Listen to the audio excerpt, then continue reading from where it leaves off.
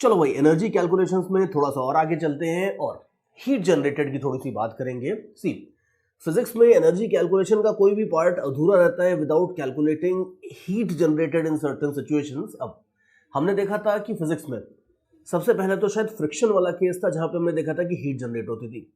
Friction के बाद हमने फिर और केसेस एक्सप्लोर किए थे। हमने देखा था कि यार कोलिजन्स के अंदर भी हीट जनरेट होती है, इंपल्सिव टेंशन की सिचुएशन में भी हीट जनरेट होती है एंड सो ऑन।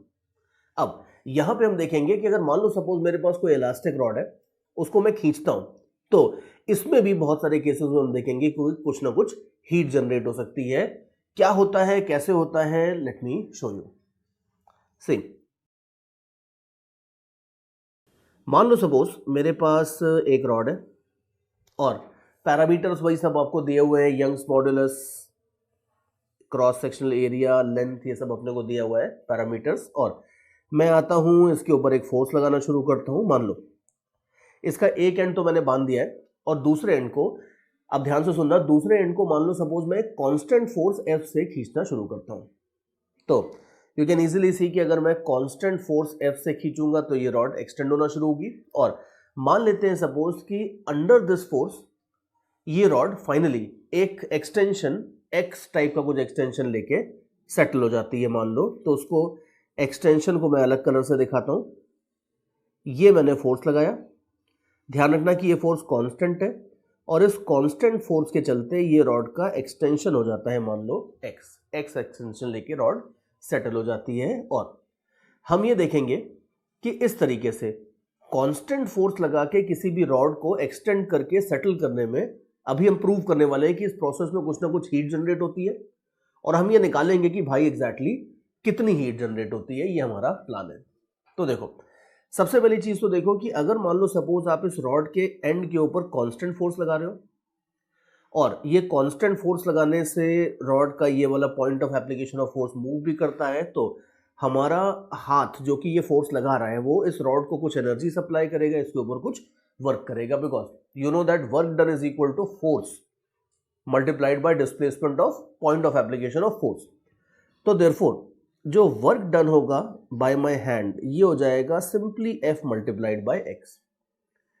और कांस्टेंट फोर्स है तो बड़े आराम से आप बोल सकते हो फोर्स इनटू डिस्प्लेसमेंट कर दोगे, सिंपली वर्क आ जाएगा। अब ये जो वर्क है, ये जो वर्क मैंने किया है, this is the energy essentially that I have provided to the rod. और अब हमें देखना है कि रॉड इस एनर्जी की कितनी रिस्पेक्ट करती है, इसमें से कितनी एनर्जी प्रॉपरली स्टोर करके रखती है और कितनी एनर्जी जो नहीं स्टोर करके रखेगी वो एनर्जी आपकी हीट में वेस्ट होने वाली है।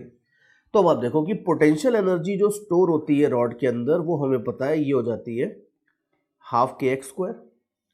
अब हाफ के एक्स स्क्वायर का मतलब है इसमें से इनफैक्ट एक के एक्स को अगर आप चाहो तो एफ के बराबर कर दोगे, तो एक के एक्स को अगर मान लो सपोज आप एफ के बराबर कर दोगे तो ये आ जाता है। इनफैक्ट बड़ा सिंपल सा calculation, you can easily see कि जितनी एनर्जी हमने सप्लाई करी थी एफ इंटू एक्स, उसका एग्जैक्टली आधा ये रॉड अपने अंदर स्टोर करके रख रही है। दैट मीन्स कि जो बाकी आधा होगा वो गायब हो गया है। और अगर ये बाकी काइनेटिक एनर्जी बाकी एनर्जी सप्लाइड गायब हो गई है तो फिर हम 100% बोल सकते हैं कि वो हीट में कन्वर्ट हो गई होगी। हालांकि एक आर्ग्यूमेंट है, इसको थोड़ा सा और आगे लेके चलते हैं कि अगर मान लो सपोज ऐसा होता है कि रॉड के अंदर किसी तरह के इंटरनल जो लेयर्स है वो लेयर्स के बीच में कोई इंटरनल इस तरह के फ्रिक्शन या इस तरह की कोई चीजें नहीं होती जिसमें एनर्जी हीट में कन्वर्ट हो रही है, अगर मान लो सब कुछ बिल्कुल आइडियल होता, जैसे स्प्रिंग है, स्प्रिंग के केस में अगर एक एंड को बांध देते हैं दूसरे एंड को खींचते हैं तो ये जो एनर्जी होती है एक्स्ट्रा, जो हम मान लो अगर हम इस स्प्रिंग को अगर 20 जूल्स की एनर्जी दे रहे हैं तो 20 जूल में अगर 10 जूल स्टोर होती है तो बाकी जो 10 जूल होती है वो हीट में कन्वर्ट होती है, सॉरी बाकी जो 10 जूल होती है वो काइनेटिक एनर्जी में कन्वर्ट होती है। यहां पे अगर मान लो स्प्रिंग में कोई पार्टिकल लगा होता तो हम सिंपली ये बोल देते कि जो रिमेनिंग एनर्जी है वो रिमेनिंग एनर्जी इस पार्टिकल को काइनेटिक एनर्जी के फॉर्म में मिल जाएगी। लेकिन यहां पे आप ध्यान से देखो कि ऐसा नहीं होता है कि किसी भी रॉड को अगर आप पुल करोगे तो पुल करने के बाद उसका जो एंड है वो ऑसिलेट करने लगेगा, इस तरह का कुछ होता नहीं है। रियल लाइफ में अगर आप देखो तो रॉड्स वगैरह को अगर आप पुल करोगे तो जो भी फोर्स लगा के पुल करोगे उस फोर्स के अकॉर्डिंग एक फाइनल लेंथ के ऊपर जाके वो सेटल डाउन हो जाएगी। स्प्रिंग्स के केस में अगर आप पुल करते हो तो फिर भी थोड़े बहुत ऑसिलेशन होते हैं और अगर बिल्कुल आइडियल स्प्रिंग है then these oscillations are never going to die down. तो देयरफॉर स्प्रिंग के अंदर काइनेटिक एनर्जी जो एक्स्ट्रा एनर्जी होती है वो काइनेटिक एनर्जी में जाती है, हम ये मान लेते हैं। लेकिन रॉड्स वगैरह के अंदर अगर ये दिया है कि वो सेटल डाउन हो रहा है फाइनली एक लेंथ पे, तो उसका मतलब है कि वहाँ काइनेटिक एनर्जी तो है नहीं, और अगर काइनेटिक एनर्जी नहीं है तो जो एक्स्ट्रा पार्ट है वो और कहीं नहीं जाएगा, वो अल्टीमेटली हीट के अंदर ही कन्वर्ट होगा और कोई ऑप्शन नहीं है। तो therefore since there are no oscillations और anything, we can simply say कि इन दोनों का जो डिफरेंस है वो हीट जनरेटेड में जाएगा। So let me write that here, heat generated will be equal to Fx minus half Fx which will be equal to obviously half Fx। तो ये एक छोटा सा थंब रूल याद रखना है अपने को कि अगर मान लो मेरे पास किसी भी तरह की कोई इलास्टिक रॉड है और मैं उसके ऊपर एक्सटर्नल फोर्स लगा के उसको खींच रहा हूं, external constant force, I think I should very clearly accentuate the word constant here. Important बात है, ध्यान से देखना कि ये फोर्स कांस्टेंट है, तभी इसका वर्क हम सिंपली F इंटू एक्स कर रहे थे। तो अगर एक कांस्टेंट फोर्स लगा के किसी भी रॉड को मैं एक्सटेंड करता हूं तो उसमें से जितना वर्क मैं करता हूं उसका आधा हीट जनरेटेड में जाता है और आधा उसके अंदर पोटेंशियल एनर्जी के फॉर्म में स्टोर हो जाता है। ये बड़ा छोटा सा बट इंपॉर्टेंट रिजल्ट है जिससे बड़े सारे अच्छे अच्छे क्वेश्चंस आगे चल के हम सॉल्व करने वाले हैं। तो ये ध्यान रखना कि work done bye a constant force अगर समथिंग है तो इसका आधा जो होता है वो हमेशा इस तरह की सिचुएशंस में हीट के अंदर कन्वर्ट होता है। लेकिन ये भी ध्यान रखना कि फोर्स अगर कांस्टेंट नहीं है, जरा मैं उसको भी थोड़ा सा एक्सप्लेन करके दिखाता हूं कि अगर फोर्स कांस्टेंट नहीं है तो जरूरी नहीं है कि ये हीट हमेशा इतनी जनरेट हो। जैसे मैं थोड़ा सा सिचुएशन को चेंज करता हूं, let me remove this calculations here. और अगर मान लो सपोज मैं अब सिचुएशन को ऐसे चेंज करता हूं कि जो फोर्स हम लगा रहे हैं वो कांस्टेंट नहीं है। मान लो इस रॉड को मैंने फाइनली तो मेरे को इसको एक्सटेंशन देना है, लेकिन मान लो सपोज एक सर्टेन इंस्टेंट ऑफ टाइम पे इस रॉड का एक्सटेंशन था मान लो r, और उस इंस्टेंट के ऊपर जो मेरा फोर्स था ये फोर्स था मान लो k multiplied by r। See I know very well कि रॉड मेरे को वापस पुल करने वाली है with a force k multiplied by r। तो मैं क्या कर रहा हूं, आपकी बार कांस्टेंट फोर्स नहीं लगा रहा हूं, मैं बड़ी चालाकी से अपने फोर्स को ग्रेजुअली धीरे धीरे बढ़ाता जा रहा हूं। शुरू में बहुत कम फोर्स लगाऊंगा, जब r डिस्टेंस तक रॉड एक्सटेंड हो चुकी है तो मुझे पता है कि रॉड मेरे ऊपर पलट के kr फोर्स लगा रही है, तो जो मैं अपना फॉरवर्ड फोर्स लगाऊंगा वो जस्ट kr से इनफाइनिटेसिमली ज्यादा लगाऊंगा ताकि धीरे धीरे धीरे जस्ट रॉड एक्सटेंड होती रहे। तो अगर मान लो बड़ी चालाकी से मैं अपने फोर्स को इस तरीके से वेरी कर रहा हूं कि वो रॉड के बैकवर्ड फोर्स को, इलास्टिक बैकवर्ड फोर्स को जस्ट सुपरसीड करता है मान लो अगर, तो रॉड बड़े धीरे धीरे धीरे धीरे एक्सपैंड होगी। और इस तरह के केस में अगर आप देखो तो जो मेरा फोर्स का वर्क डन होगा वो आप निकाल के देखो तो वो हो जाएगा कुछ इस तरीके से। r को मैं 0 टू x अगर इंटीग्रेट कर देता हूं तो यू कैन सी कि ये हो जाएगा half kx² work done by me. तो बात ये है कि अगर मान लो कुछ इस तरह की सिचुएशन होती है, मतलब मैं अगर बड़ी चालाकी से जो फोर्स लगाता हूं वो वेरिएबल फोर्स होता है और वो लीनियरली इंक्रीज करता जाता हूं 0 से लेके kx तक, तो इस केस में मुझे कम वर्क करना पड़ेगा और जो मैं वर्क करूंगा, जो एनर्जी दूंगा वो पूरी की पूरी इसके अंदर स्टोर हो जाएगी, बिकॉज यू नो दैट कि फाइनली रॉड के अंदर एनर्जी हाफ kx स्टोर होने वाली है। तो इस तरह की सिचुएशन करूंगा अगर मान लो मैं, तो इस केस में हीट जनरेटेड बिल्कुल शुद्ध रूप से 0 होगा, जो एनर्जी मैं दूंगा वो पूरी की पूरी फुल्ली स्टोर हो जाएगी। तो आप सोच के देखो, तो एक तरीके से पिछले प्रॉब्लम में जब मैं हीट जनरेट कर रहा था उस टाइम पे थोड़ी गलती मेरी थी कि मैंने फोर्स सीधा सीधा Fx लगा दिया था, F इक्वल टू kx लगा दिया था। सी kx फोर्स तो तब जाइएगा जब ये फाइनल पोजीशन में आ जाए, जब ये एक बीच में इंटरमीडिएट पोजीशन में होगी यहाँ पे, उस समय भी अगर मान लो मैं फोर्स लगा रहा हूं kx, तो ये फोर्स आपका जो kx फोर्स होगा ये बैकवर्ड फोर्स kr से ज्यादा होगा। इस वजह से ये जो पॉइंट है, इस पॉइंट के ऊपर मैं कुछ एक तरीके से एक्स्ट्रा फोर्स लगा रहा हूं, एक्स्ट्रा फोर्स लगा रहा हूं, एक्स्ट्रा एनर्जी दे रहा हूं, तो वो तो मेरी प्रॉब्लम है ना। रॉड ने नहीं स्टोर किया, उसको फिर हीट में कन्वर्ट कर दिया, समथिंग लाइक दैट कि अगर मान लो लेट अस से एज अ चाइल्ड मेरा पॉकेट मनी मान लो सपोज 100 रुपीज होना चाहिए और मेरे डैड ना मान लो सपोज बड़े अच्छे मूड में कहते हैं नहीं अब 200 दूंगा मैं आज, तो ठीक है भाई 100 तो मैं स्टोर कर लूंगा और बाकी जो 100 होगा दैट आई विल स्पेंड और waste away, that's basically the idea. तो ये ध्यान रखना कि ऐसा नहीं है कि किसी भी रॉड को एक्सपैंड करने में मैं कभी भी जितना वर्क करता हूं उसका आधा हीट में कन्वर्ट होता है, ऐसा कोई रूल नहीं है। अगर मैं कांस्टेंट फोर्स लगा के रॉड को एक्सपैंड करता हूं, उस केस में मैं जितना वर्क करूंगा उसका आधा हीट में जाएगा। लेकिन मैं इस तरीके से चालाकी से अगर फोर्स लगाता हूं कि रॉड का बैकवर्ड फोर्स के जस्ट बराबर, मैं जस्ट हल्का सा उससे इनफाइनाइटेसिमली ग्रेटर फोर्स लगा के अगर एक्सटेंड करता हूं, तो इस तरह की सिचुएशन में कोई हीट जनरेटेड नहीं आती है। तो देयरफॉर इस वाली चीज के ऊपर कोई हीट जनरेटेड के ये लोग क्वेश्चंस भी नहीं बनाते। जो क्वेश्चंस बनेंगे वो क्वेश्चंस आपके इसी चीज के ऊपर बनते हैं। तो इसीलिए आपको फोकस इस चीज के ऊपर रखना है। But still you should know that कि ये कांस्टेंट फोर्स के केस में हीट जनरेटेड आता है वर्क डन का आधा। चलो इसके ऊपर एक छोटा सा एग्जांपल मैं आपको लेके दिखाता हूं, ये हीट जनरेटेड वगैरह के ऊपर। Have a look at the figure on the screen. Situation ये है कि मेरे पास एक वायर है, वायर के पैरामीटर्स आपको दिए हुए हैं यहाँ पे, और ये गिवन है कि इस वायर का खुद का जो मास है वो कुछ खास नहीं है, खुद का नेग्लिजिबल सा मास है, और नीचे मैंने एक ब्लॉक लटका रखा है, लगा रखा है मास m का। इनिशियली तो ये बोला है कि इस ब्लॉक को मैंने सपोर्ट कर लिया था, अपने हाथ से मैंने इस ब्लॉक को सपोर्ट करके रखा था। फिर सडनली मैं इस सपोर्ट को हटा दूंगा। सडनली अगर मैं इस सपोर्ट को हटाऊंगा तो यू कैन सी कि ब्लॉक नीचे गिरेगा। और वैसे अगर आप देखो कि अगर ये आइडियल स्प्रिंग होता, तो आइडियल स्प्रिंग के केस में ये ब्लॉक अगर नीचे गिरता तो कभी सेटल डाउन नहीं होता, बिकॉज उसमें कोई एनर्जी वेस्ट नहीं होगी। अगर आइडियल स्प्रिंग होता तो ये ब्लॉक नीचे आता, इक्विलिब्रियम पोजीशन को पार करके आगे निकलता, रुकता, फिर वापस आता, इनफाइनाइट टाइम तक ये ऑसिलेट करता रहेगा in case of an ideal spring. लेकिन वी नो वेरी वेल कि अगर रियल लाइफ में देखो तो ये जो वायर्स होते हैं ये एग्जैक्टली आइडियल स्प्रिंग जैसे तो होते नहीं है। इसके अंदर कुछ ना कुछ इंटरनल फोर्सेस ऐसे होते हैं जो अल्टीमेटली एनर्जी को हीट में कन्वर्ट करते हैं। तो अगर मान लो हल्का थोड़ा बहुत ऑसिलेशन होता भी है तो एक आध ऑसिलेशन के बाद चीजें डाई डाउन हो जाएंगी, और finally you know very well कि ब्लॉक एक जगह जाके सेटल हो जाएगा इक्विलिब्रियम पोजीशन में।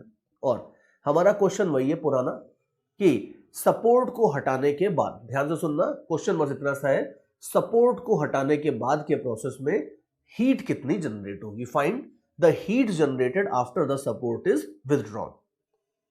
तो यू कैन इजीली सी कि अब heat generated after the support is withdrawn कैसे निकालेंगे, वही पुराने तरीके, अपने कुछ खास नहीं है। देखो सपोर्ट को विड्रॉ करोगे तो उसके बाद ये ब्लॉक नीचे आएगा, और मान लेते हैं कि यहां से ये x0 डिस्टेंस ट्रैवल करने के बाद सेटल हो जाएगा। तो यू नो वेरी वेल के x0 is equal to mg बोल सकते हो। तो जो सेटल होगा जहां पे वो डिस्टेंस x0 आप निकाल सकते हो mg बाय k। तो इसका मतलब है कि अब ये पूरे के पूरे प्रोसेस में अगर आप ये देखो कि एक्सटर्नल फोर्स जो था ग्रेविटी, उसने कितना वर्क किया। ध्यान से देखो कि जैसे ही आप इसे रिलीज करोगे वैसे ही mg तुरंत इसके ऊपर फोर्स, नेट फोर्स mg का लगना शुरू हो जाएगा, और ये mg का फोर्स कांस्टेंट होता है। mg ऐसा नहीं है कि mg जो है वो फोर्स ऐसा लगाएगा कि वो जस्ट इसके इक्वल एंड ऑपोजिट होगा। जैसे ही आप रिलीज करोगे वैसे ही यहां से यहां तक आने में mg का एक कांस्टेंट फोर्स लगेगा। तो ये कांस्टेंट फोर्स वाली कैटेगरी में चला जाता है ये वाला सिचुएशन। तो देयरफॉर mg का जो फोर्स लगेगा वो अगर कांस्टेंट है तो आप ये बोल सकते हो कि जितना mg का फोर्स वर्क करेगा उसका आधा हीट में कन्वर्ट होगा और आधा इसके अंदर जाके स्टोर हो जाएगा। तो अब आप देख लो कि वर्क डन बाय ग्रेविटी अगर चाहिए तो ये हो जाएगा फोर्स मल्टीप्लाइड बाय x0। तो इसका मतलब है कि mg का square divided by k, this will be the work done by gravity. और हमें पता है कि इसका आधा हीट जनरेटेड में जाएगा, तो therefore half m square g square divided by k। ये आप सिंपल एक लाइन, दो लाइन में बोल सकते हो कि हीट जनरेट हो जाएगी इस पूरे के पूरे प्रोसेस में। तो आप देख लो कि ये छोटा सा रूल है, बट ये रूल बड़ा इंपॉर्टेंट है कि अगर कोई भी कांस्टेंट फोर्स अगर मान लो सपोज आपको पुल करता है तो आप इस तरीके से हीट जनरेटेड निकाल सकते हो। इसी को थोड़ा सा और ऊपर के लेवल पे लेके चलते हैं। Let me show you a much more interesting problem. ये तो चलो ऐसा प्रॉब्लम था जिसमें वायर का खुद का मास नेग्लिजिबल था, तो कोई बहुत बड़ी बात नहीं हुई थी। लेकिन अब मैं आपको आगे लेके चलता हूं कि अगर मान लो सपोज वायर का मास नेग्लिजिबल नहीं हो, उस केस को जरा मैं आपको दिखाता हूं। देखो नेक्स्ट सिचुएशन में मेरे पास सेम वायर है। आपकी बार मैं नीचे से ब्लॉक हटा देता हूं, उसकी जरूरत ही नहीं है। एक वायर है और इसका खुद का मास m है, लेंथ l है, cross sectional area, Young's modulus सब अपने को दिया हुआ है वायर के बारे में। और अब इसके बाद मैंने इसको इनिशियली तो होल्ड कर रखा है किसी तरीके से, so that there is no tension, there is no extension in the wire, और सडनली मान लो मैं इसको रिलीज कर देता हूं, तो यू कैन इजीली सी कि अपने वेट से ये थोड़ा सा सैग करेगा, सैग करके फाइनली एक जगह पे सेटल डाउन हो जाएगा। और इस पूरे प्रोसेस में ग्रेविटी कुछ वर्क करेगी, उसका कुछ पार्ट शायद हीट में कन्वर्ट हो सकता हो। तो मेरा क्वेश्चन बड़ा सिंपल सा है, बस ये कि अगर इस वायर को मैं रिलीज कर देता हूं तो रिलीज करने के बाद जो भी प्रोसेस होगा उसके अंदर हीट कितनी जनरेट होगी, हमें ये निकालना है। तो late me write that down here कि रिलीज करने के बाद हीट कितनी जनरेट होगी ये अपने को निकालना है। और ये बिल्कुल भी आसान क्वेश्चन नहीं है अगर ये थ्योरी अपने को नहीं पता है कि कांस्टेंट फोर्स के वर्क का आधा हीट जनरेटर में जाता है, ये थ्योरी अगर नहीं पता है तो ये प्रॉब्लम शायद काफी डिफिकल्ट प्रॉब्लम होगी, इसमें शायद बड़े बड़े इंटीग्रेशंस करने पड़ेंगे। लेकिन अगर ये थ्योरी पता है तो फिर अभी देखना कि इस प्रॉब्लम में फिर भी it's not going to be an easy problem still, but फिर भी उतनी कोई बड़ी दिक्कत नहीं आएगी। तो किस तरीके से इसको अप्रोच करेंगे, क्या करेंगे, देखो सबसे पहले तो आप याद करो कि हमने देखा था कि इस तरह की सिचुएशन में कोई भी वायर अगर अपने वेट के अंदर एक्सटेंड होता था तो हमने देखा था कि उसका एक्सटेंशन हम बड़े आराम से निकाल लेते थे। उसके लिए हमने एक आंसर याद रखने की एक छोटी सी ट्रिक बना रखी थी, और वो ये थी कि हम सेंटर ऑफ मास से सारा का सारा, सेंटर ऑफ मास या रॉड का सेंटर बोल दो, रॉड के सेंटर से सारा का सारा फोर्स mg लगा देते थे। तो हमें पता है कि एक्सटेंशन का फॉर्मूला होता है वैसे FL/AY, ठीक है, वो वही हुक्स लॉ को रीअरेंज करके मैंने रिजल्ट लिख लिया। ये एक्सटेंशन का फॉर्मूला है और फोर्स लगता है mg, सेंटर से लगा दोगे तो ये हो जाएगा L/2 AY, तो चलने दो एज इट इज। तो एक्सटेंशन आपके पास आ जाता है ऐसे, ठीक है। अगर वायर का पूरा टोटल एक्सटेंशन चाहिए तो एक्सटेंशन तो हम निकाल लेते थे इस तरीके से, लेकिन हमें एक्सटेंशन में इंटरेस्ट नहीं है, हमें तो इसमें इंटरेस्ट है कि जब ये वायर नीचे सैग करेगा तो इस वायर के ऊपर mg यानी कि ग्रेविटी इसके ऊपर कितना वर्क करेगा ये हमें निकालना है। इसी एक्सटेंशन तो हमें खाली ये बता रहा है कि इसका जो लोअर पॉइंट है ये कितना नीचे आ जाएगा, बट याद करो हमने देखा था कि किसी भी सिस्टम ऑफ पार्टिकल्स के लिए सेंटर ऑफ मास जितना नीचे आता था, सेंटर ऑफ मास का जो वर्टिकल डिस्प्लेसमेंट होता था उससे हम निकाल लेते थे कि वर्क डन बाय ग्रेविटी कितना होगा। तो ये एक्सटेंशन बड़ी अच्छी बात है, लेकिन हमारा टारगेट ये नहीं है। हमारा टारगेट ये है कि भाई जब ये एक्सटेंड होगा तो इसका सेंटर ऑफ मास कितना नीचे आ जाएगा वो किसी तरीके से अपने को निकालना है। वो अगर निकाल लेंगे तो फिर हमें वर्क डन बाय ग्रेविटी मिल जाएगा। तो चलो अब ये देखते हैं कि ये सेंटर या सेंटर ऑफ मास कितना नीचे आ जाएगा, इसका कितना डिस्प्लेसमेंट होगा, ये हम निकालने की कोशिश करते हैं। देखो पहला काम ये करते हैं कि जो रॉड है इसका जो ज्योमेट्रिकल सेंटर था, मान लो अभी ये रॉड कोई एक्सटेंशन नहीं हुआ इसका, और इसके ज्योमेट्रिकल सेंटर के ऊपर मान लो मैं चौक लेता हूं और चौक से वहां पे एक डॉट लगा देता हूं, एक मार्क लगा देता हूं सपोज। तो यू कैन सी कि let me do that here also, red colour से मान लो सपोज मैं यहां पे एक मार्क लगा देता हूं इसके सेंटर पे, और यू कैन इजीली सी कि अब ये जो मार्क लगा दिया है मैंने, इसके ऊपर अगर आप देखोगे तो आधा मास इसके ऊपर है और आधा मास इसके नीचे है। तो देयरफॉर जब रॉड एक्सटेंड भी होगी, मान लो सपोज रॉड एक्सटेंड होगी, तो ऑब्वियसली रेड वाला जो डॉट है वो कुछ नीचे आ जाएगा। तो रेड वाला डॉट कितना भी नीचे आए कितना भी ऊपर जाए ये तो क्लियर है कि आधा मास हमेशा इसके ऊपर होगा और आधा मास इसके हमेशा नीचे होगा। तो इसका मतलब है कि सेंटर ऑफ मास तो यही रहने वाला है, जो रेड डॉट है ये सेंटर ऑफ मास रहने वाला है। अब सेंटर ऑफ मास का कितना डिस्प्लेसमेंट होगा वो जरा हम निकाल के देखते हैं। देखो ये निकालने के लिए हम ये जो रिजल्ट है इस रिजल्ट को थोड़ा घुमा फिरा के लगाने वाले हैं, लेकिन कुछ इंटरेस्टिंग तरीके से लगाने वाले हैं। हैव लुक एट दिस, क्या करने वाले हैं देखो आप ये देखो कि अगर मान लो सपोज लेट अस से कि मैं यहां पे रॉड को काट देता, ठीक है, यहां पे अगर मान लो मैं कट लगा देता और कट लगा के नीचे वाले पार्ट को डिस्ट्रॉय कर देता, नीचे वाला पार्ट अगर होता ही नहीं, तो आप ये देख लो कि खाली ऊपर वाला हाफ बचता, और ऊपर वाला हाफ अपने वेट की वजह से कितना एक्सटेंड होगा वो हमें पता है कि इस फॉर्मूले से निकल आएगा, इस रिजल्ट से आ जाएगा। बस आपको बस ये ध्यान रखना है कि सब कुछ आधा आधा कर देना है, बिकॉज खाली अगर ऊपर वाला हाफ है तो मास m/2 हो जाएगा, लेंथ भी अगर आप देखोगे तो L/2 हो जाएगा एंड सो ऑन। तो अगर मान लो सपोज जो ऊपर वाला हाफ है उसका खाली अपने वेट की वजह से एक्सटेंशन निकालना है, उसको डेल्टा L1 बोल देते हैं, तो ये हो जाएगा m/2 into g into L/2 upon 2ay। ठीक है, थोड़ा सा सॉल्व कर लोगे तो mg L/8ay ये तो इसका एक्सटेंशन हो जाएगा कि अगर मान लो सिर्फ ऊपर वाला पार्ट होता तो वो अपने वेट की वजह से इतना तो भाई सैग कर ही जाता, लेकिन यू कैन इजीली सी कि इस तरफ ऐसा नहीं है, नीचे वाला पार्ट भी है, तो अब ये नीचे वाला जो मास है m/2 ये भी इसको खींचेगा। अब नीचे वाला जो पार्ट है वो ऊपर वाले पार्ट को कितना एक्सटेंशन देगा वो निकालना तो बहुत ही आसान है, बिकॉज यू कैन सी कि ऊपर वाले के खुद के वेट का जो इफेक्ट होता है वो आपने कंसिडर कर लिया ऑलरेडी। तो अब ये जरा रफ वर्क भी इसकी भी रिक्वायरमेंट नहीं है, ये भी हटा देता हूं मैं। तो अब आप देख लो कि अब अगर ऐसा है तो ऊपर वाले L/2 को तो हम स्ट्रिंग को रहने देते हैं और नीचे वाला जो मास m/2 था, नीचे वाला जो पार्ट था, इस पार्ट को कॉन्सेंट्रेट करके मैं एक पार्टिकल बना देता हूं। और अब एक मासलेस वायर है जिसके नीचे मैंने एक पार्टिकल लगा रखा है m/2 मास का, और ये पार्टिकल इसका कितना एक्सटेंशन करेगा ये तो बिल्कुल डायरेक्टली निकल आएगा। और हमें पता है कि फॉर्मूला होता है FL/AY is equal to extension. तो अब आप देखो कि m/2 इंटू जी हो जाएगा फोर्स, लेंथ हो जाएगा L/2, AY तो आपके पास आ ही जाता है, तो देयरफॉर जो ये वाला एक्सटेंशन होगा इसको मैं बोल देता हूं delta L2।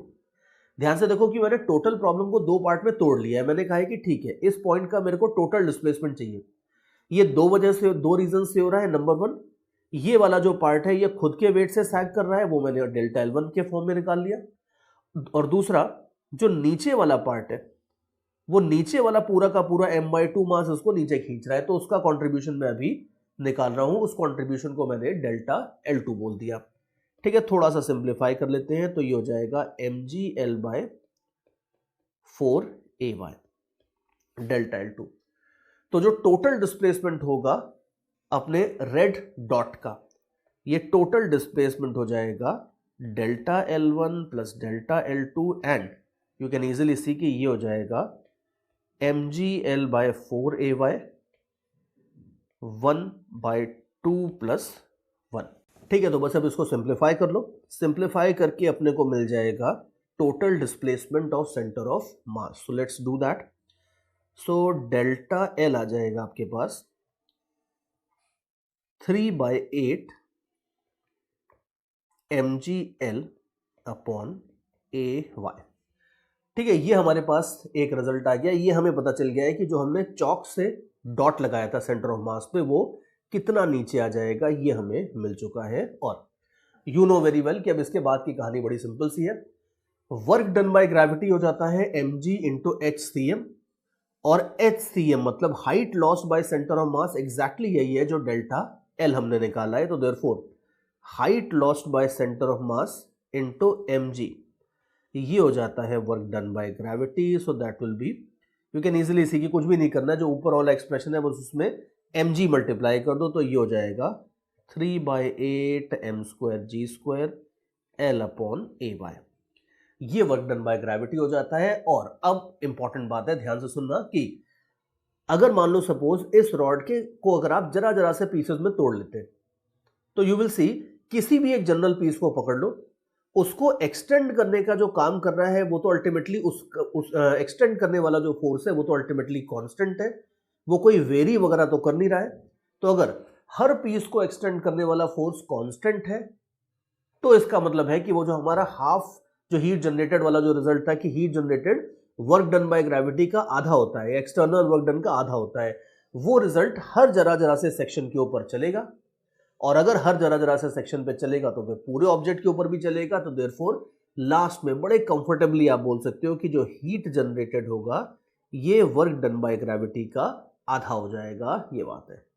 And you can see हो गया हमारा काम। तो 3/16 m²g² L/ay, ये आपके पास आ जाएगा हीट जनरेटेड। और ये काफी अच्छी प्रॉब्लम थी, बिकॉज एक वायर का खुद के वेट के अंदर में एक्सटेंशन कितना होता है वो तो हमें निकालना आता ही था, उसको हमने और अपग्रेड करके फाइनली ये भी निकाल लिया है कि उस पूरे के पूरे प्रोसेस में हीट कितना जनरेट होगी। और ये अगर आप देखोगे तो ये तो एक तरीके से स्टैंडर्ड डेरिवेशन टाइप की थी, लेकिन हमें पता है कि इस तरह के बहुत सारे प्रॉब्लम्स हो सकते हैं। जैसे एक वायर था जो रोटेट कर रहा था, रोटेटिंग वायर के केस में हमने एक्सटेंशन तो निकाला था, उसमें भी अगर आप चाहो तो सिमिलर थ्योरी लगा के हीट जनरेटेड भी निकाल सकते हो।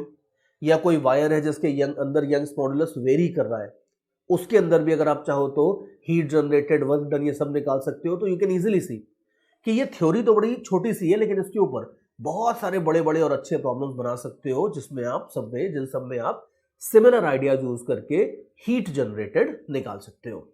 चलो अब मैं आपको और आगे लेके चलता हूं, और हमने लॉन्गिट्यूडनल डिफॉर्मेशन की तो काफी बात कर ली है, यंग्स मॉडुलस से रिलेटेड हमने काफी स्टडी कर ली है, which you know very well was the major part of elasticity chapter. लेकिन दो डिफॉर्मेशन अभी और बचे हैं, दूसरा होता है आपका वॉल्यूम डिफॉर्मेशन और तीसरा आगे चल के आएगा आपका शीयरिंग डिफॉर्मेशन। तो थोड़ी सी बात तो वॉल्यूम डिफॉर्मेशन की बनती है, तो let us now talk a little about volume deformation. देखो ये हमें पता है कि अगर मान लो सपोज मेरे पास कोई प्रॉपर 3D ऑब्जेक्ट है, इसकी सरफेस के ऊपर मैं हर तरफ से फोर्स लगा के इसको हर तरफ से कंप्रेस करने की कोशिश कर रहा हूं, और ऑब्वियसली अब कोशिश करेंगे तो सक्सेस भी मिलेगी। ये थोड़ा सा मान लो कंप्रेस हो भी जाता है, मान लेते हैं कि इसके वॉल्यूम में थोड़ा सा चेंज आ जाता है। Now you can easily see कि अगर आप कंप्रेस करने की कोशिश करोगे तो वॉल्यूम में जो चेंज है वो एक तरह से नेगेटिव आएगा। सी कोई भी चीज इंक्रीज होती है तो हम बोलते हैं कि उसका चेंज पॉजिटिव है, डिक्रीज होगी तो उसके चेंज को नेगेटिव बोलना होगा, बट वो चलो प्लस माइनस अपन एडजस्ट कर लेंगे। मान लेते हैं कि इसके वॉल्यूम में जो चेंज आता है उसका मैग्नीट्यूड हो जाता है मान लो डेल्टा वी, ओरिजिनल वॉल्यूम था अगर मान लो इसका वी। तो यहां पे बिल्कुल जैसे हमने लॉन्गिट्यूडनल डिफॉर्मेशन वगैरह के लिए हमने बेसिक डेफिनेशंस देखी थी, वैसे यहां पे भी हो जाता है। जो change in volume upon original volume होता है, इसको ये लोग बोलते हैं वॉल्यूम स्ट्रेन। सी जैसे वहां पे हमने देखा था कि डेल्टा एल अपॉन एल होता था, तो डेल्टा एल अपॉन एल को हम बोलते थे सिंपल स्ट्रेन या लॉन्जिट्यूडनल स्ट्रेन। यहां पे इसको डेल्टा वी अपॉन वी को हम वॉल्यूम स्ट्रेन बोलते हैं, या सिंपल लैंग्वेज आप इसको भी स्ट्रेन ही बोल दो, कोई दिक्कत नहीं है। और ऑब्वियसली जैसा हमने देखा था कि वहां पे स्ट्रेन वाज द इफेक्ट और स्ट्रेस जो होता था वो कॉज होता था, वैसे यहां पे भी ये इफेक्ट है और इसका कॉज क्या है? कॉज वो है जो फोर्स अपन लगा रहे हैं, वो अल्टीमेटली कॉज है। तो अब जरा फोर्स के ऊपर भी आते हैं या स्ट्रेस के ऊपर भी आते हैं। जो हम फोर्स लगा रहे थे, ये कंप्रेस करने का जो फोर्स लगा रहे थे, इसको अगर आप पूरे सरफेस एरिया से डिवाइड कर दो, ध्यान से देखना आपकी बारी, अच्छा खासा बड़ा सरफेस एरिया होगा, ये वायर के क्रॉस सेक्शन की तरह छोटा सा सरफेस एरिया नहीं होगा, पूरे सरफेस एरिया को लो फोर्स न्यूमरेटर में रख के डिवाइड कर दो, तो ये फोर्स अपॉन सरफेस एरिया जो होता है इसको ये लोग बोलते हैं वॉल्यूम स्ट्रेस। और एक तरीके से अगर आप देखो तो ये प्रेशर क्या होता है? किसी भी चीज का प्रेशर होता है फोर्स अपॉन एरिया। तो ये जो फोर्स अपॉन एरिया है, इस फोर्स अपॉन एरिया को हम बोलते हैं एक तरीके से प्रेशर ही है, तो इसको प्रेशर लिख देता हूं। तो अगर मान लो अपने साइड से आपने प्रेशर लगाया है P, तो वो जो प्रेशर होता है उसी को हम स्ट्रेस बोलेंगे यहां पे। उसकी वजह से जो चेंज इन वॉल्यूम आता है that divided by total volume, उसको हम स्ट्रेन बोलेंगे। और ऑब्वियस ही बात है कि अगर आप ज्यादा प्रेशर लगाओगे अपने साइड से तो ज्यादा स्ट्रेन बनेगा, तो देयरफॉर यहां पे भी वही बात होती है कि स्ट्रेस और स्ट्रेन एक दूसरे के डायरेक्टली प्रोपोर्शनल होते हैं। तो स्ट्रेस अपॉन स्ट्रेन अगर आप देखोगे तो इसका रेशियो कांस्टेंट होता है। बस अब ये जो कांस्टेंट होता है, इस कांस्टेंट को ये लोग इस मटेरियल का बल्क मॉड्यूलस बोल देते हैं। जैसे वहां पे इस रेशियो को हम मटेरियल का यंग्स मॉड्यूलस बोलते थे, वैसे ही यहां पे इस रेशियो को ये लोग इस मटेरियल का बल्क मॉड्यूलस बोल देते हैं। और आप चाहो तो बल्क कांस्टेंट बोल दो, कोई दिक्कत नहीं है, बट फैंसी वर्ड जो होता है वो होता है बल्क मॉड्यूलस। और मॉड्यूलस इस वजह से बोलते हैं बिकॉज बाय डेफिनेशन हमेशा इस कांस्टेंट को पॉजिटिव रखा जाता है। और यहाँ पे ज्यादातर बुक्स में ये लोग एक मॉड भी लगा देते हैं।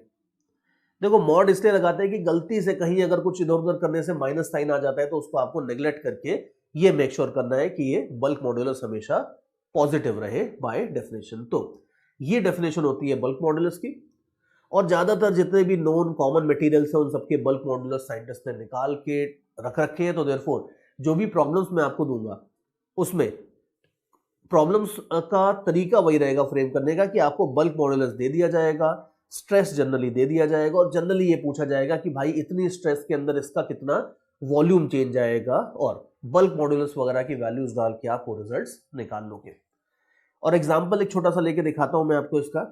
जैसे लेट अस से कि मान लो सपोज मेरे पास एक स्फीयर है और इस स्फीयर को मान लो सपोज मैं स्फीयर को लेता हूं और इसको मान लो डीप ओशन के अंदर डाल देता हूं, तो ये डूबता जाएगा, आयरन का स्फीयर है मान लो, और डूबते डूबते फाइनली नीचे सेटल हो जाएगा। और मान लेते हैं लेट अस से कि ओशन बहुत ही डीप था और इसको मैंने 10 किलोमीटर की गहराई में फेंक दिया है, ठीक है, 10 किलोमीटर की गहराई में फेंक दिया है।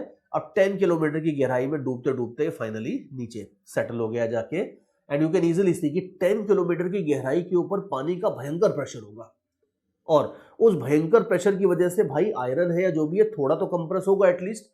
और मेरा क्वेश्चन ये है कि अगर मान लो सपोज लेट अस से कि ओरिजिनली इसका रेडियस आर था, तो जब ये बॉटम पे सेटल होगा तो बॉटम पे सेटल होने में इसका वॉल्यूम कितना चेंज हो जाएगा वो निकालेंगे, और इसका रेडियस कितना चेंज हो जाएगा ये भी निकालेंगे। ये दोनों चीजें अपन निकाल के देखेंगे।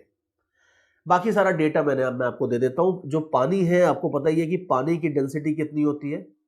पानी की डेंसिटी आपको गिवन है 1000 kg पर मीटर क्यूब। एटमॉस्फेरिक प्रेशर भी मैं आपको दे देता हूं, ऑल्दो एटमॉस्फेरिक प्रेशर का इस क्वेश्चन में कोई यूज नहीं होगा बट फिर भी दे देता हूं मैं आपको।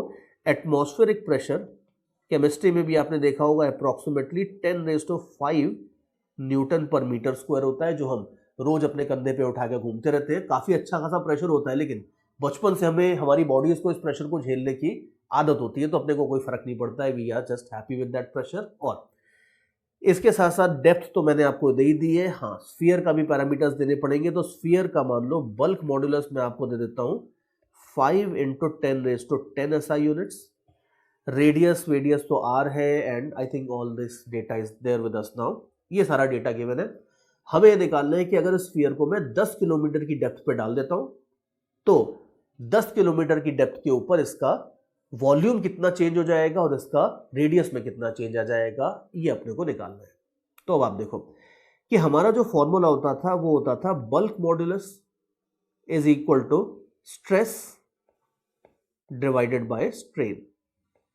And you can easily see कि स्ट्रेस बड़े आराम से, अब आपको हर बार फोर्स अपॉन एरिया लिखने की जरूरत नहीं। यू नो दैट कि जितना हम एक्सटर्नल, जितना हम एक्सेस प्रेशर देते हैं अपने साइड से, जितना चेंज करते हैं प्रेशर में, वो आपका स्ट्रेस की जगह आता है। तो देयरफॉर आप ये देखो कि ये जो स्फीयर था ये सबसे पहले तो अर्थ के मतलब पानी की सरफेस पे रखा था, तो जो ओरिजिनल प्रेशर इसके ऊपर लग रहा था वो एटमॉस्फेरिक प्रेशर तो था ही। अब जब ये डूब जाएगा तो डूबने के बाद इसके ऊपर जो एक्स्ट्रा प्रेशर होगा, जो चेंज इन प्रेशर होगा, वो हो जाएगा ρgh। ये आपका 9th स्टैंडर्ड का मैं फॉर्मूला उठा के यूज कर रहा हूं कि पानी के अंदर अगर आप किसी चीज को डुबो देते हो तो पानी का जो प्रेशर लगता है वो होता है ρgh। तो पानी का जो प्रेशर होगा वो हो जाएगा ρgh। और यहां पे ये भी इंपॉर्टेंट बात है कि ये जो मैं ऊपर सिंपली P लिख देता हूं, ज्यादातर बुक्स में इसको ये लोग P लिख के छोड़ देते हैं, लेकिन आइडियली इसको डेल्टा P लिखना चाहिए, बिकॉज ये जो प्रेशर होता है ये टोटल प्रेशर नहीं होता। ये जो ऊपर न्यूमरेटर में जो प्रेशर है ये वो प्रेशर है जो हमने इंक्रीज किया है। ऐसी अगर अर्थ के एटमॉस्फेयर में ये स्फीयर को रखा है तो एटमॉस्फेयर ऑलरेडी उसके ऊपर एक सर्टेन प्रेशर लगा रहा था, लेकिन जब पानी में डुबोगे तो जो एक्स्ट्रा प्रेशर लगाएगा पानी, उसकी वजह से जो चेंज इन रेडियस है वो आएगा। तो देयरफॉर आइडियली यहां पे ये न्यूमरेटर में जो चीज है ये ध्यान रखना कि इसको ज्यादातर बुक्स में लिखते ये P है, लेकिन ये अल्टीमेटली डेल्टा P होता है कि हमने जितना एक्स्ट्रा प्रेशर लगाया है उसकी वजह से जितना चेंज इन वॉल्यूम आएगा वो हम निकालते हैं। That's basically the theory. तो अब एक्स्ट्रा प्रेशर जो पानी की वजह से लग रहा है वो जाता है ρgh, पानी की डेंसिटी G और H। अब देख लो डेप्थ 10 किलोमीटर है, 10 किलोमीटर मतलब 10⁴ मीटर्स। तो आप ये देख लो तगड़ा प्रेशर बनने वाला है। यू कैन सी कि 10⁸ SI यूनिट्स बोले तो न्यूटन पर मीटर स्क्वायर, ये पानी प्रेशर एक्स्ट्रा लगाने वाला है स्फीयर के ऊपर, और इसकी वजह से स्फीयर का जो कंप्रेशन होगा वो अपने को निकालना है। तो चेंज इन प्रेशर तो हमने निकाल लिया, और हमें चेंज इन वॉल्यूम चाहिए अगर मान लो सपोज, तो बस अपनी इक्वेशन को रीअरेंज कर लो। चेंज इन वॉल्यूम हो जाता है pressure into volume divided by bulk modulus. तो चेंज इन प्रेशर 10⁸ डालो, वॉल्यूम हो जाएगा, आपको रेडियस दिया था तो वॉल्यूम हो जाएगा आपका 4/3 πr3, और बल्क मॉड्यूलस आपको दिया है 5 × 10⁻10। सी अंडरस्टैंड दैट कि प्रेशर बहुत हाई है, 10⁸ newton per metre square is a very high pressure, लेकिन जो मेटल्स भी होते हैं वो काफी रिजिड होते हैं, उनके बल्क मॉड्यूलस की वैल्यूज भी आराम से 10⁻10 के लेवल पे जाती है। तो देयरफॉर अगर मान लो सपोज ऐसा होता है कि हमने कोई बहुत सॉफ्ट रबर टाइप का मटेरियल पानी में डाला होता तो उसका शायद कंप्रेशन काफी ज्यादा हो जाता, हो सकता है कि उसका वॉल्यूम आधा ही हो जाता। लेकिन ये आप देखो कि इतने हाई प्रेशर लगाने के बाद भी जो चेंज इन वॉल्यूम आएगा वो कोई बहुत ज्यादा नहीं आने वाला है। और इसको अगर बस थोड़ा सा आप आगे सिंप्लीफाई कर लो तो you will see 4/3 pi r cube को मैं वी नॉट बोल देता हूं, ओरिजिनल वॉल्यूम था ये, तो इसको भी जरा वी नॉट ही रखते हैं, तो चेंज इन वॉल्यूम आ जाता है आपका 1/500 V naught. So you can easily see कि जो ओरिजिनल वॉल्यूम था उसका ऐसा नहीं है कि आधा हो गया या उसका 1/4 हो गया, उसका 1/500 आपका चेंज इन वॉल्यूम हुआ है। तो बहुत ज्यादा चेंज इन वॉल्यूम नहीं आ रहा, इवन 10 किलोमीटर की डेप्थ पे डुबोने से भी अगर प्रॉपर मटेरियल का स्फीयर आपने बनाया तो कोई बहुत ज्यादा वॉल्यूम चेंज नहीं आएगा। तो एक बात तो ये हो जाती है। और दूसरा, अगर आपको चेंज इन रेडियस चाहिए तो यू नो वेरी वेल कि वही खेल खेलना होता है जो हमने थोड़ी देर पहले यंग्स मॉडुलस में खेला था। सी यू नो वेरी वेल कि वॉल्यूम हो जाता है 4/3 पाई आर क्यूब। तो दोनों साइड आप डेल्टा ले लो या डिफरेंशियल ले लोगे तो डेल्टा वी हो जाता है 4/3 pi into 3r² delta R. ठीक है, लुक वेरी केयरफुली कि डेल्टा वी और डेल्टा आर में रिलेशन निकालने का ये सबसे सीधा तरीका होता है।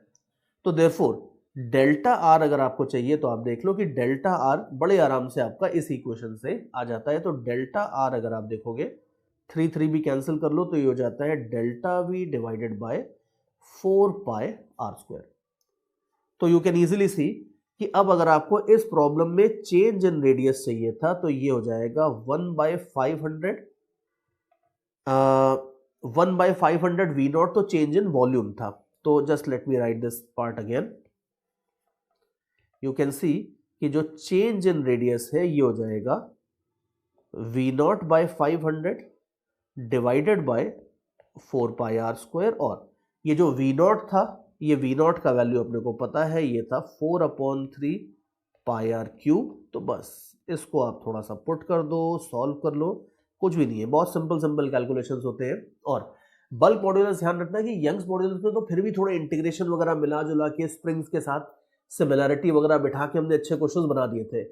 बल्क मॉड्यूलस बेचारा बड़ा सीधा सा होता है, इसमें ज्यादा कुछ होता नहीं। और आगे चल के जब हम आइडियल गैसेस के ऊपर आएंगे तो वहां पे हम फिर भी देखेंगे, अब now let me not confuse you at this stage, लेकिन हम वहां पे कुछ गैसेस के बल्क मॉड्यूलस वगैरह की बात करने वाले हैं, वहां पे फिर भी थोड़ी सी चीजें होने वाली है। लेकिन यहाँ पे जब तक हम आइडियल गैस वगैरह नहीं देखते तब तक सिंपल इस तरह के क्वेश्चंस आएंगे बल्क मॉड्यूलस के। और कैंसिल कर दो, जो भी इसमें कैंसिल होता है 4 पाई r² कैंसिल हो जाएगा। तो जो चेंज इन रेडियस है फाइनली आप देख लो, जो चेंज इन रेडियस है ये हो जाएगा r divided by 1500 if my calculations are correct, ये बात है।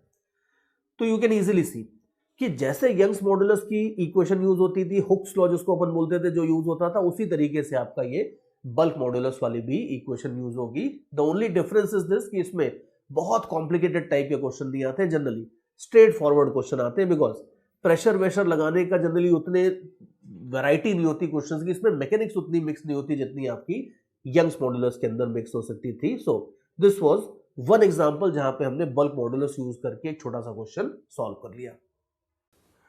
चलो भाई, एक छोटा सा एग्जांपल और देखते हैं बल्क मॉडुलस में। और देखो, मैंने कहा था कि बहुत ज्यादा ऐसी इंटीग्रेशन की प्रॉब्लम बनती नहीं है, लेकिन फिर भी घुमा फिरा के जोड़ तोड़ के मैंने एक प्रॉब्लम बनाई दी आपके लिए। So have a look at this.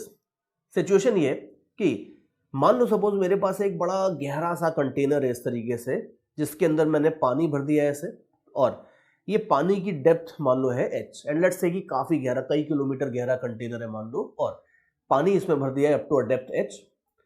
फिर उसके बाद मेरे पास एक रबर का सिलेंडर है, रबर के सिलेंडर को मैं इसके अंदर ऐसे वर्टिकली लगा देता हूं, जो ठीक है, रबर के सिलेंडर को मैंने वर्टिकली इसके अंदर लगा दिया। Now you can easily see कि जो सिलेंडर है उसके ऊपर सब हर साइड से अगर आप देखोगे तो हर साइड से पानी प्रेशर लगाएगा और उस प्रेशर की वजह से वॉल्यूम को डिक्रीज करने की कोशिश करेगा।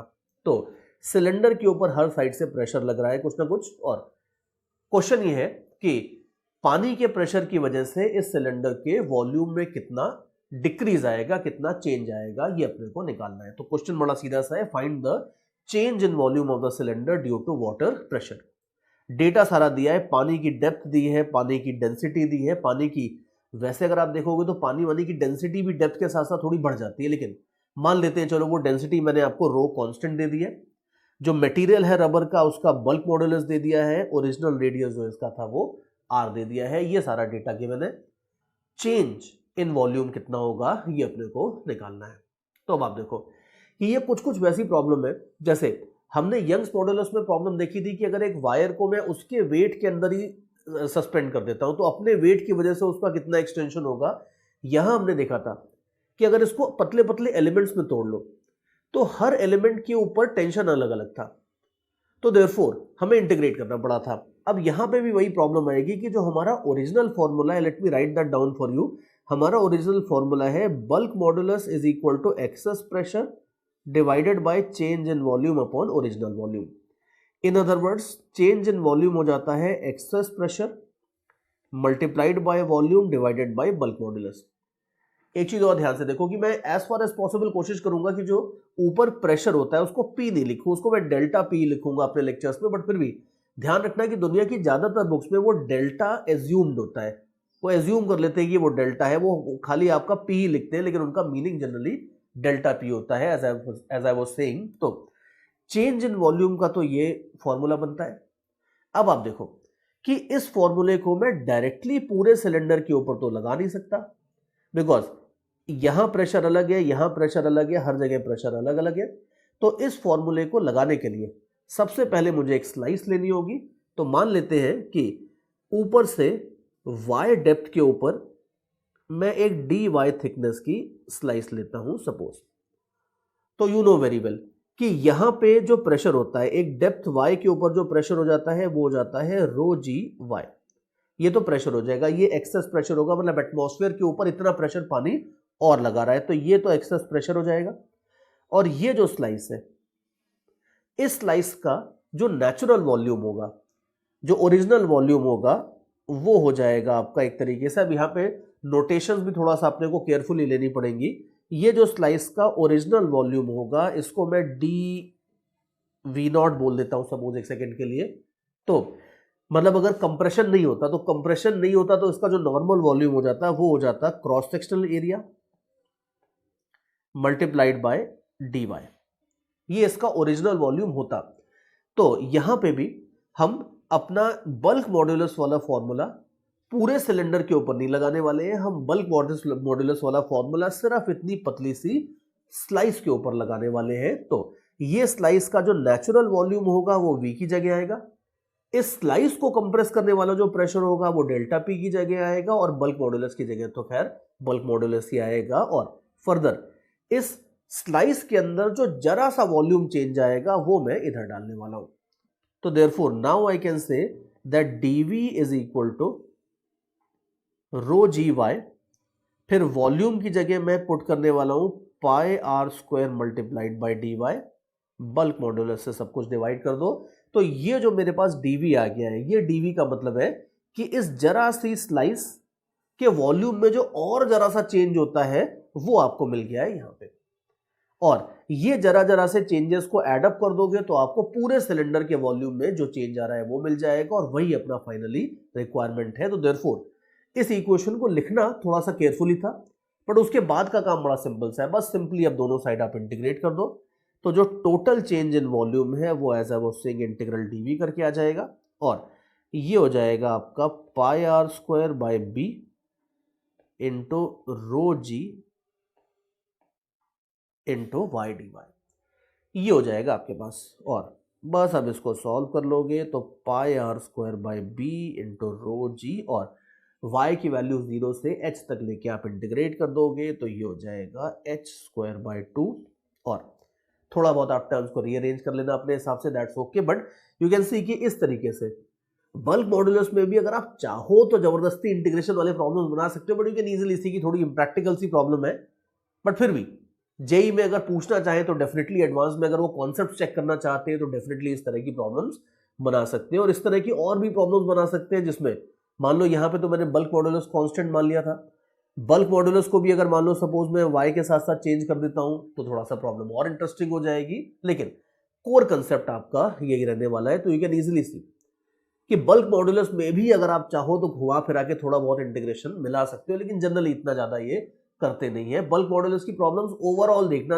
इन जनरल आपकी यंग्स मॉड्यूलस के कंपैरिजन में थोड़ी आसानी बैठती है। So this takes care of our bulk modulus या वॉल्यूम डिफॉर्मेशन भी अपना काम अभी यहां तक हो गया है।